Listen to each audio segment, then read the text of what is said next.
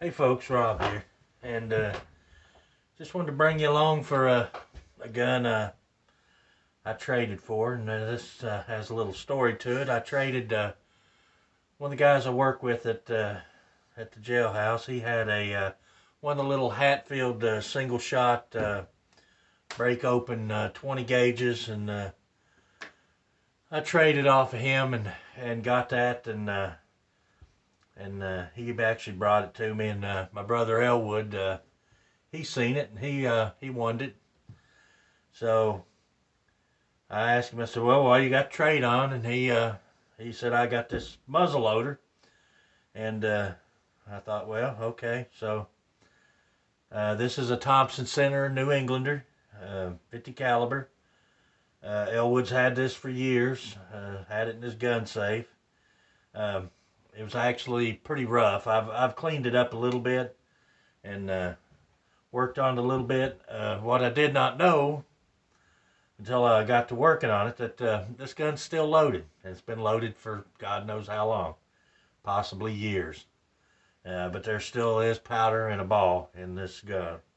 I've not capped it or anything like that. I did wipe the barrel down with some oil and things of that nature. But yeah, because the ramrod that he had with it actually had never been cut down. It was a replacement ramrod and it had never been cut down. It stuck out actually 5 inches past the end of the bore. And so when I was marking, trying to figure out how long to cut the ramrod, is when I started putting it down the barrel, and I realized that this gun is still loaded. So, and it has been loaded for years. The gun, I mean, it's good shape. I mean, for its age, uh, it's not it's not outstanding, and it has been loaded for years. Uh, so I don't know how that's and more than likely it's got Pyrodex in it because he gave me this. Here's almost a full pound of powder that he brought me with the gun. So that in itself that's a whole lot right there. And he also brought me some Hornady ball. You can see them are old. Look at those. They're oxidized or so. But anyway, he brought me some 50 caliber balls and part of a box of number 11 primers. So, and like I said, let's see, these were $2 and something when he bought them, and these balls were $9.99 for 50 caliber balls. I don't know if you can buy them for that nowadays or not, but these are $4.90 red round balls. So I got the powder, balls, and caps and the gun for the little Hatfield single shot 20 gauge.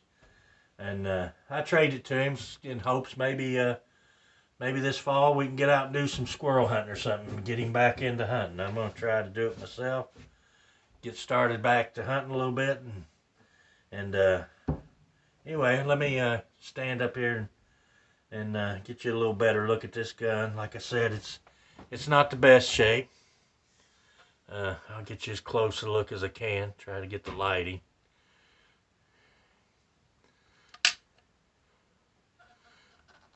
Like I said, it was pretty rough. Got some bluing gone there off the barrel. Try to get you a good picture of it. I'm not gonna make this video real long. I just wanted to bring you along and show you. I already have the Renegade. This one does have a metal butt plate. So you got a metal butt plate, walnut stock, you know, New Englander, Thompson Center, but just an old classic muzzleloader. And I don't know that a lot of people even use these old muzzleloaders anymore. When I got it, I took the wedge pin out and took the barrel off. Took out all the lock work and the trigger group and everything and kind of cleaned that up. Got that kind of squared away, put some CLP on it, cleaned it. I am going to have to try and pull this nipple out. And you guys let me know how you think would be the best way to unload this gun. I thought about just pulling the nipple and trickling a little powder down through the hole there and seeing if it would shoot out. That was my initial thought, and then because I don't think I have a ball puller to pull that, and besides this particular ramrod is a replacement fiberglass rod, and it doesn't have a attachment for the to screw in a jag or anything. It's just I cut it off there. I actually used my miter saw to cut that off, and got a pretty good cut with it, pretty smooth. I did take a little, probably need to do a little more. It's got a little bit of a, take a little bit off that edge of it, just to relieve it a little bit, smooth that edge down. But you know, how would you go about unloading this rifle? Would you try shooting it out, or try pulling it out? I've never had much luck with ball pullers. I can just tell you the truth right now. Ball pullers is not something I've had a whole lot of luck with. So that might be the way to go, though. It's the ramrod is, I'll show you here. So it doesn't look like it's got an overly large charge on it. So there's your ramrod. You can see I got about an inch or so sticking out. And when I put it down into the barrel, I got about that much sticking out. So if I mark it here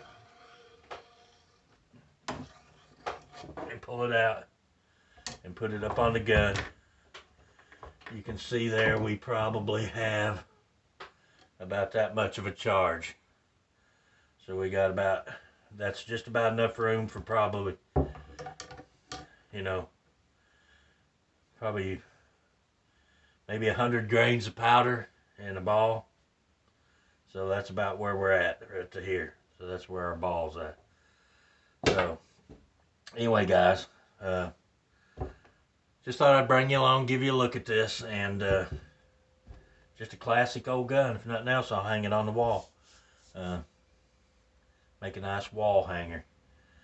But I'm going to assume it shoots. Yeah, I mean, he used it for a long time ago. Him and his sons hunted a little bit with it, and I think, so, you know, it did shoot. He's had it for years, been sitting in his gun safe. So I'm assuming the powder's still dry, because it's been in a gun safe for years. So anyway, guys, just a quick look at the Thompson Center New Englander. Just an old classic side lock rifle. They don't make them too much like this anymore.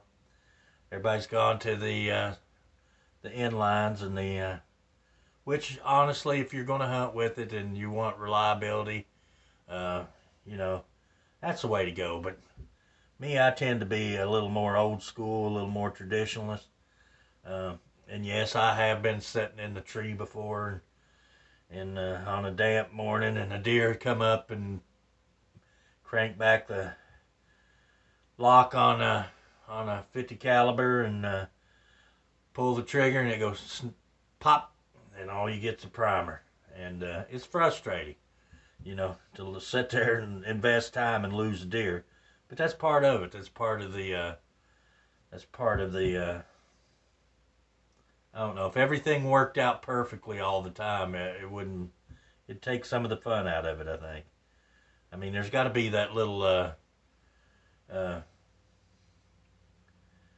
air of mystery, I guess, or, you know, a little bit of the unknown to give it a little spice.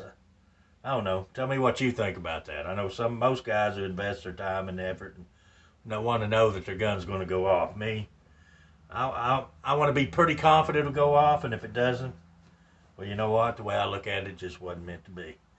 So if the Lord meant me to have it, the gun would have went off, and if he didn't, well, it won't. And that could happen with anything. So if if you have one that goes off every time, you'll just miss if it ain't meant to be. So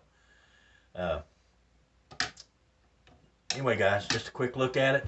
Give me your thoughts on how you'd unload it, and I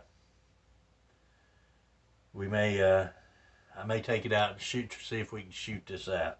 Like I said, I may pull the nipple. The nipple probably needs cleaning anyway. Pull that nipple out and trickle a little powder down in there and see if we can get her to go. Anyway, guys, thanks for watching the video. I appreciate it. And until the next one, we'll see you later.